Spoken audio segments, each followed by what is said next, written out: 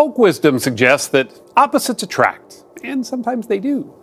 But our relationships with others aren't always that predictable.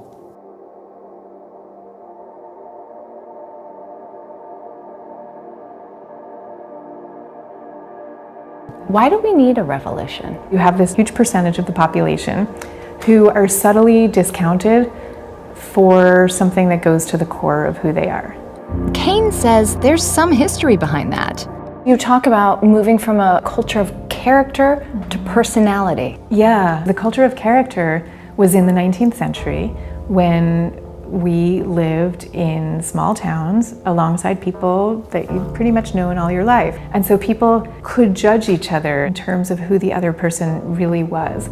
But then in the 20th century, when you had industrialization and people moving out into the cities, and suddenly they're living alongside strangers who they needed to impress really quickly, what became important was what kind of a first impression do you make? You're all soggy. While all couples have their ups and downs, for Randy, their problems seemed insurmountable. I felt sort of exhausted from just being in a relationship. Being in a relationship at all, or in a relationship with Brian? In a relationship with Brian. My personality is high energy and in your face, but it also tends to be impulsive. Randy told Brian she needed space. If he sees a problem, he immediately attacks it. And I was like, just stop. So they split up. It all boiled down to a clash of personality. I am far in the extrovert camp, yeah. And where are you on that scale? I always considered myself an introvert. Understanding personality types can get complicated. Simply put, extroverts tend to be charismatic, while introverts are quiet types.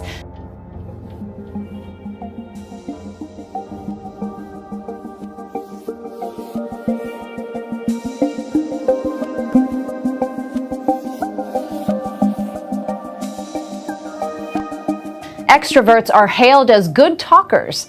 Introverts, on the other hand, are usually the ones listening. While extroverts recharge their batteries through interaction with others, introverts re-energize when they're alone. Introverts contribute so much to society because of who they are, not in spite of who they are. Author Susan Cain wrote a bestseller that struck a chord by bringing attention to the oft misunderstood introvert. A third to a half of the population are introverts. The book's success led to a TED Talk speech, which today has over 19 million YouTube hits. Now Cain leads a movement she calls the Quiet Revolution.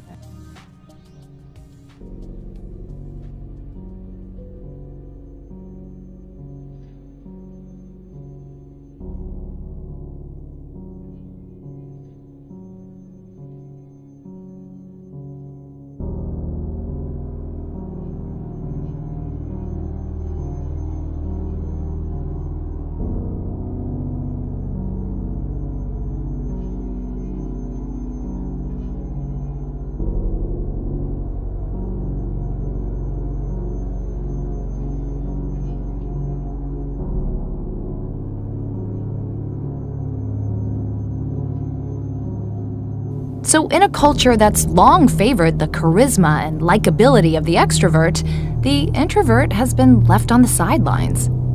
If you went through the thousands and thousands of letters that I get, the word you would see most frequently is the word permission. Finally, I have permission to be who I am. Do you think we'll ever get to the point where people are, shushing extroverts at the conference table? I could see it actually honestly being like a revenge of the introverts.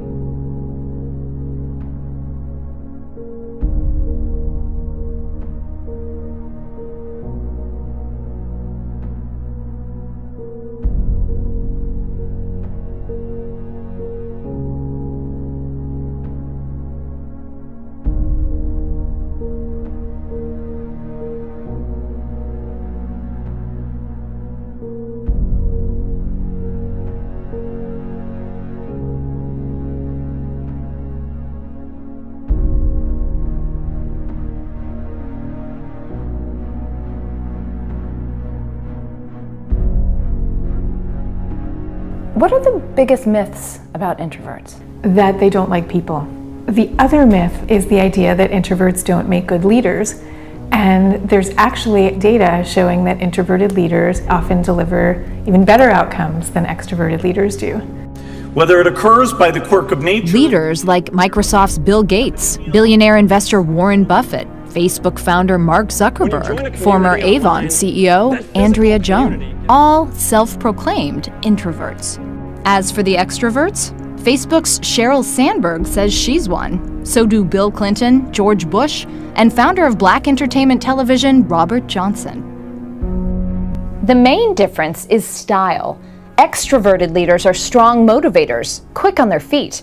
Introverted leaders prefer to think things through before speaking up or moving forward, which is often misconstrued for shyness, even disinterest.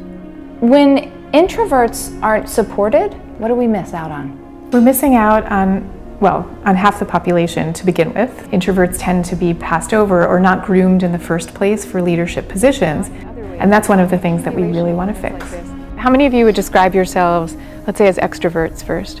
That's why Kane has taken her show on the road, speaking to students and business leaders about how to bring the best out of their introverts. It's not like one is better than the other, it's just that they're different and we really need them both. And, says Scott Barry Kaufman, this is true in most aspects of our lives. What about in personal relationships? Over the long haul, both partners do tend to kind of meet each other in the middle somewhere. But at kind of the earliest stages of relationships, you can have like a very extrovert part, a very introvert part, and they can make a really great match because they are seeing something in each other that they don't have.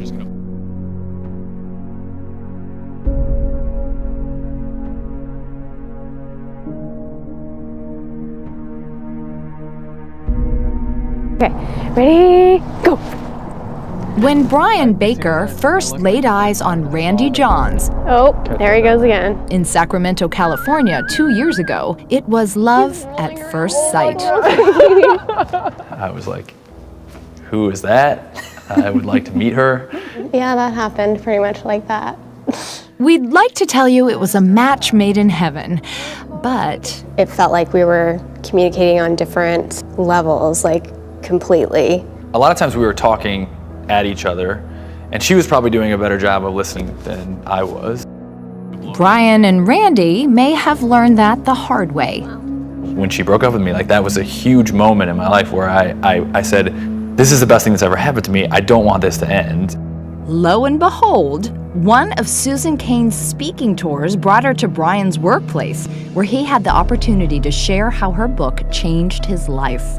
As I was reading, I was like, oh my God, this is why we're talking at each other and not to each other. Like, I need to listen to her. I need to shut up and let her talk.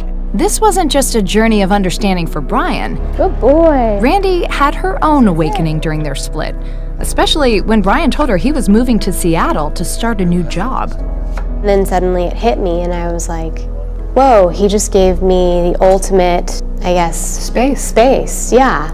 I just like fell apart and like saw all of these other things that like he contributed to my life and like brought out in me.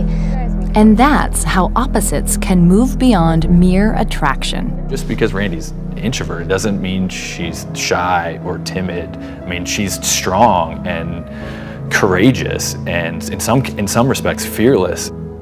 Shortly after our interview, Brian asked Randy to marry him. She said yes. This time he heard her loud and clear.